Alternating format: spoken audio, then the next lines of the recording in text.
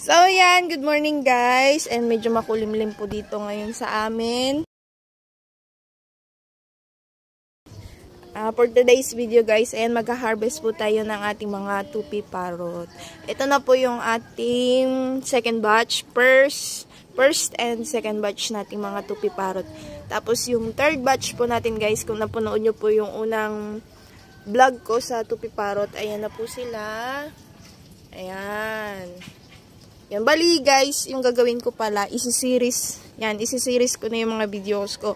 Kunyari, series ng tupi parrot, mga parrot fish, series ng kohako, ganyan, series ng common goldfish para arrange. So, ayan guys, sila naghihintay na ng kanilang pagkain. So, hindi ko sila papakainin ngayon kasi nga, iha-harvest ko sila. At yung maliliit, iiwan ko dito. So, ayan. Tapos, bali, first, second, and third na po yan sila dito na batch. Kaya, kailangan mag-harvest na tayo, guys, kasi medyo marami na sila dito sa isang tub. So, dito naman po yung ating fourth batch. So, ito sila, guys. Oh, ayan. Ang lalaki na rin nila. Ayan. So, kailangan na rin tumalipat sa malaking lalagyan, guys. Kaya kailangan ko na rin mag-harvest doon para mailipat sila. So, ito nga pala yung mga fry nung sa pangalawa kong video, guys. Kung napanood nyo, yung nangitlog agad yung mga breeder kahit na nandoon pa sila. Yan, yung ating female nangitlog siya, guys. So, ito po yun sila, yung mga kinuha ko nung gabi. Yan, malalaki na sila. Ito po yung ililipat natin doon sa tub. At ito naman po yung ating mga breeder. So, di ba nakaraan guys, yung last video ko nga, pinakita ko na, ayan, may mga fry pa sila, tapos nangitlog. So, pinangkuha ko nga yung mga fry. Yun po yung pork fry natin. Then, kinaumagahan guys, na-stress sila, kaya kinain nila yung kanilang mga itlog. Ayan. So, bali naghintay po ulit ako ng mga 1 month. At ito na ulit ang kanilang mga fry. Ayan, mga pre-swimming na sila.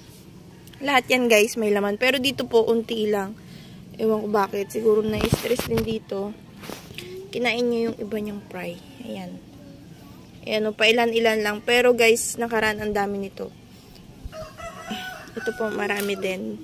So, ito na naman sila guys. Yung ililipat ko dun sa ating styro box. Para palakihin. Para makaitlog na rin sila ulit. Yan. Yung ating mga Yan yung ating tupi parrot. Bali tupi parrot at saka blue polar po pala yung ating mga parrot fish dito. Ayan.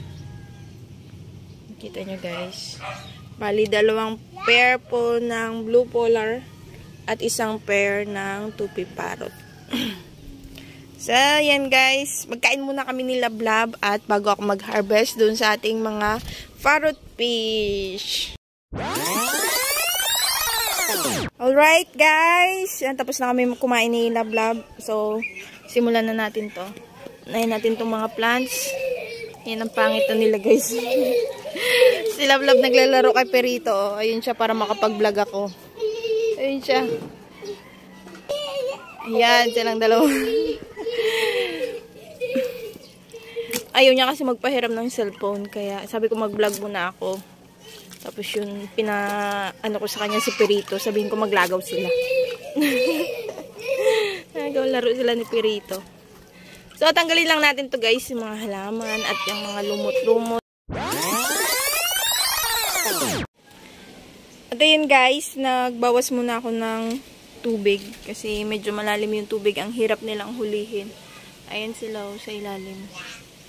Ayan, bawas muna tayo ng tubig guys. So, ito na po yung mga nahuli kong. At itong mga maliliit guys, so I decided na dito ko na lang sila ililipat. No, pati yung nandoon sa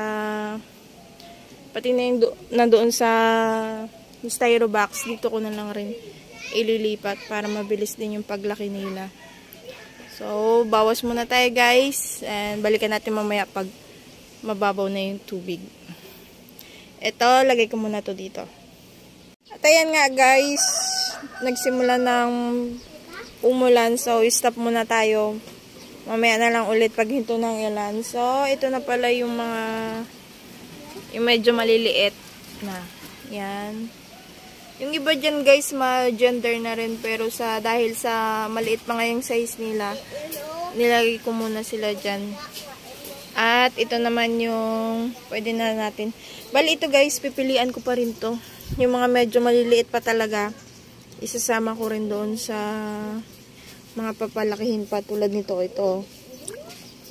Ito female to guys. Ayan, ma-gender na siya. Pero maliit pa siya, kaya hindi ko muna yan siya ibibenta.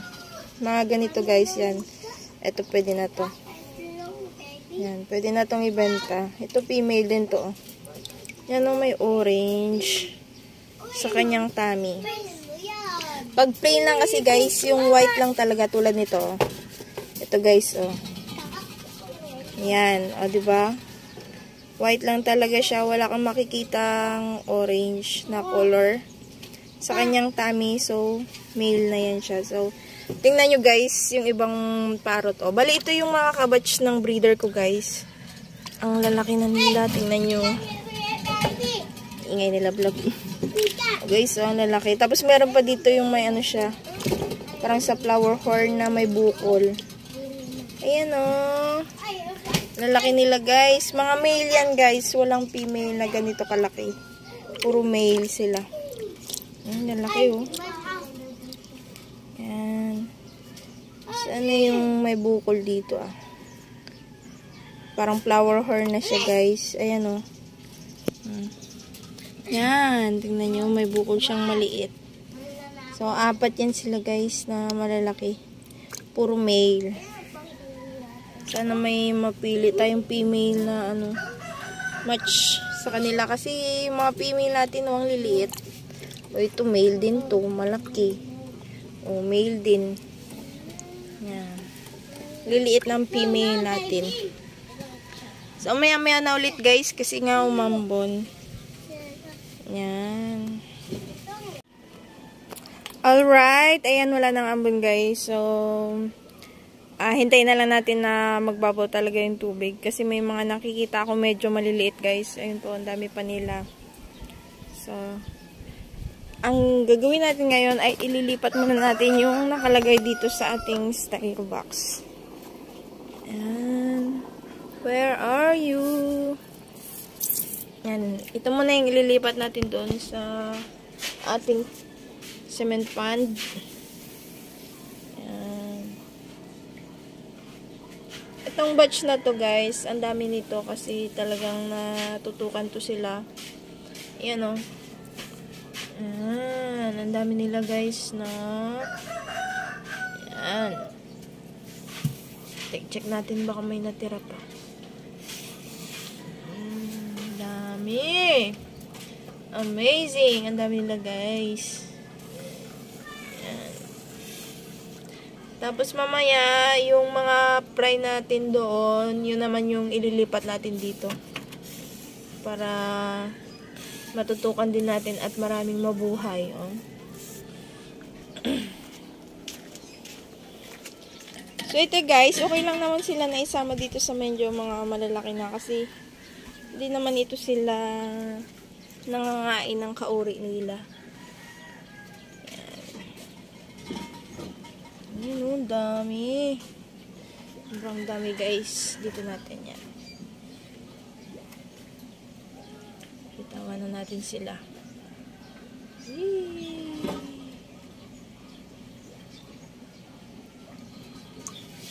Sobrang dali lang mag-breed ng parrot guys. Basta wag lang silang nasi-stress. Kasi pag na-stress sila, ayan, kinakain din nila yung kanilang mga egg. Ayan sila oh. Ayan. Yan guys, oh, tingnan nyo. Yan. Diba, hindi nila hinahabol or binubuli yung mga maliliit. Sobrang dami nito guys. Kasi, no?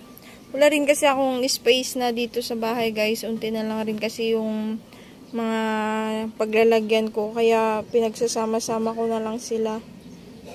Tapos, pagdating ng mga 3 months, yan, mag-harvest na naman. Ito mga 2 months guys, pwede na to ulit harvestin. Yung mga maliliit na mga 4 months, 3 to 4 months yan. So, after 2 months, ha-harvestin na naman natin tong mga yung mga malalaki na yan. Okay, balikan natin doon, baka may laman pa.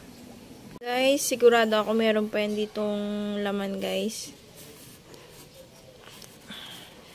Ang dami ng batch na to ngayon kasi natutugan talaga sila at ayun ang dami pa guys.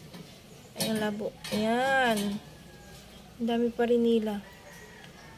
Natutukan kasi talaga to sila guys. Bali yung pinapakain ko dito sa kanila guys, decapsulated BBS. Yan, binububod ko lang po yan dyan sa taas nila. Kaya ang dami ring nabuhay sa kanila. Ayan.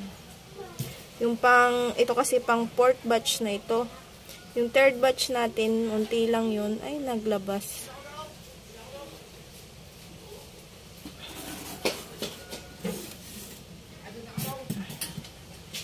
Ayan. Lagay ulit natin dito.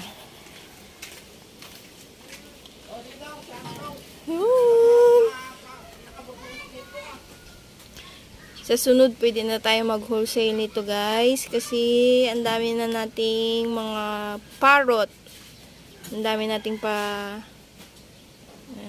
papisa. Ang dami nating fry. So, pwede na tayo mag-wholesale niyan sa sunod. Ayan. Ang dami guys. Ito na yung ating mga blue polar parrot na pour out na po natin guys. So, ito ay mga male. Puro male po ito. At yung iba po dyan is alanganin kasi ako kung female ba sila. So, sinama ko sila dyan guys. Ito na yung ating sure na male at female. Bali, 9 pairs po yan sila guys. Bali dito guys, yung out ko dito sa amin is 100 po yung pair.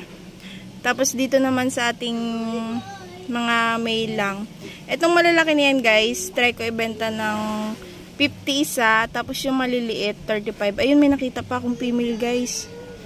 Yan, ililipat ko yan siya dito. Kuhaan ko ng male. Ayun, may female pa may nakita ko. So, bali yan lahat yung ating na harvest guys. Tingnan nyo yung ating mga parrot na malalaki guys. Ang ganda niya pala talaga nila Ang ganda. Yan. So, pour out na yan sila guys. So, that's all for this video guys. Maraming salamat po sa pagsubaybay. And more videos to come guys. See you in my next video po dito sa ating parrot series. Maraming salamat. Bye!